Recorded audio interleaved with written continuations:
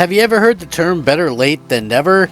That's sort of the case that we see with these types of situations where, Microsoft is a little bit late to the party. That seems to be the case a little bit lately, and I've been talking about this a little bit because it seems like a lot of people are very amped up talking about, Fallout, things like that. It sort of reminds me of, some of the other instances, like, Sony, they've kind of dropped the ball a little bit as well, as far as I could tell, with the situation where you see, Microsoft realistically has, a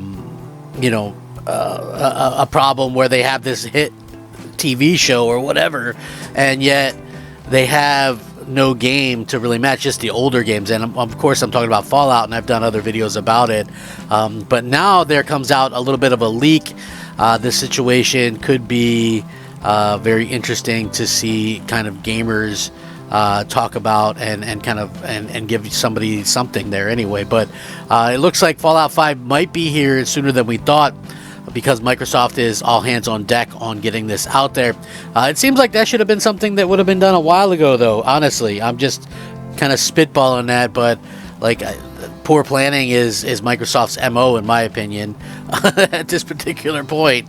But anyway, it's obviously been reported throughout the month that the excellent Fallout TV show, which was already renewed for a second season, spurred renewed interest in the whole franchise, with previous games clawing their way back to the weekly sales chart and setting new concurrency records. Despite all this, though, fans already know that they will likely have to wait a while before Bethesda could deliver a new Fallout title. That's because they are currently busy making The Elder Scrolls 6, which will take at least 3 to 4 more years to make, having only recently entered full production. When you add a similar development time for Fallout to appear, it's clear that it won't be the market in this decade unless Microsoft, which acquired Bethesda a few years ago, steps in and assigns the project to a different developer, which could happen anyway. So, according to Windows Central's Jez Gordon, he suggested during his latest episode of a podcast, he said, and I quote, "They're currently formulating plans on how to get the next Fallout here for us sooner rather than later, which I know is vague as hell. But like we constantly talk about, will we even see Fallout this decade? No, we won't. And the answer is, I think we actually will. I think we will see Fallout. It's a bit different here because they've already got the engine, the Starfield engine. They just got to kind of make assets for it. I'm suggesting someone else is going to build it. I think probably Obsidian. I just know that they can't let this take this long. That's the gist of the current plan. We're not going to have to wait that long for it." So Obsidian Entertainment, which is also under Microsoft's first-party studio umbrella, does seem like an obvious candidate. After all, they made Fallout New Vegas, which many fans consider to be the best game in the entire series. Moreover, CEO of them already expressed his desire to make another game in the franchise. However, this clashes with the studio's extremely busy lineup. Obsidian is currently busy finishing Avowed, which is slated for this fall, and then they're working on Outer Worlds 2 as well. They're probably not large enough to take on yet another project, although maybe. I mean, they've got multiple projects. It's not the first time we've heard Obsidian rumors about a new Fallout game. A couple of years ago, an insider said talks of New Vegas sequel were happening with Microsoft, but they must have been halted at some point. But perhaps they're renewing now, if Gordon is correct. If it's not Obsidian, it's hard to even imagine a developer experienced enough to make a new Fallout game of sufficient quality. Either way, it's going to be interesting to see how it goes along. Now, imagine had they actually taken the time years ago when this rumor cropped up to work on the actual games themselves, right? Like, what if they would have had like a Fallout New Vegas 2? Like, even if you don't have it ready this year, or maybe it would have been ready by next year, you still could have showed it off, and that would, I think, created even more hype. And what does that do for Xbox, right? Like, you talk about things that can help Xbox. Well, an exclusive Fallout game? Are you kidding me? Like, are you kidding me? An exclusive Fallout game when the Fallout series is like this huge smash hit. I think they've got, I don't know how long they can go with this series or the show or whatever, but I think you have that long to get another game out to capitalize on the success of this, right? And I think you've got to be rethinking any other shows or movies that you have in terms of, are they going to be, you know, be able to kind of coincide with this situation. I think that is something that you have to kind of have already there, right?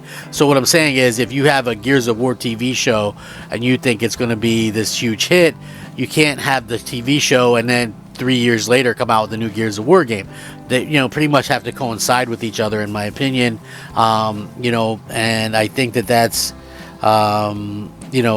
one of those things that kind of happens from time to time. You have to really kind of capitalize on that, and I think that is the issue, kind of going forward, is you have to be able to capitalize on the stuff that's happening right now, and I'm not sure that Microsoft has been able to do that. But hey, they're a $3 trillion company. If they really wanted to capitalize on this, they could. I think that makes all the sense in the world for them to kind of capitalize on this and make sure that they have things kind of going in a certain way that people can be excited for it again. You know what I mean? Like, this is, you can't underestimate this. Like, hundreds of thousands of people, actually, what did they say? 5 million people went to old Fallout games, right? Now, imagine they had a new Fallout game launching. You could probably get way more. I mean, that's old Fallout games, right? But imagine that you had the ability to kind of go out there and play these games and have these games, a new game to come out. I think, like, and imagine that it was an Xbox, like Xbox and PC exclusive, like, what they did with Starfield, which I know, like, people will dog on Starfield and, whatever. I mean, it wasn't perfect by any means, but it did well it did well for what they were trying to accomplish, and I think that people need to kind of realize that.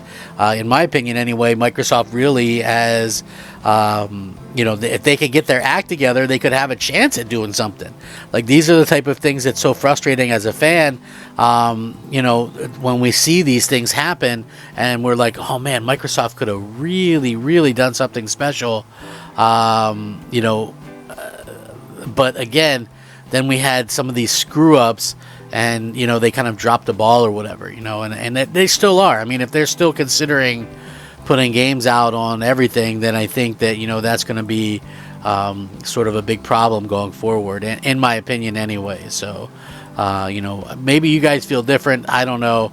It's going to be interesting to see what happens in the future. But Microsoft kind of controls their own destiny. It's really up to them what they do. If they decide to kind of screw over fans, maybe to them, the ability to have, games that are on everything, but still having some kind of, maybe that they're fine with that. Maybe they're fine with a console selling under 10 million, right? I don't know. But, it does seem sort of a little bit ridiculous to me. Let me know what you guys think. Thanks for watching. I'm Crap Gamer. This has been Crap Gamer Reviews. Rack 'em up. Crap Gamer out.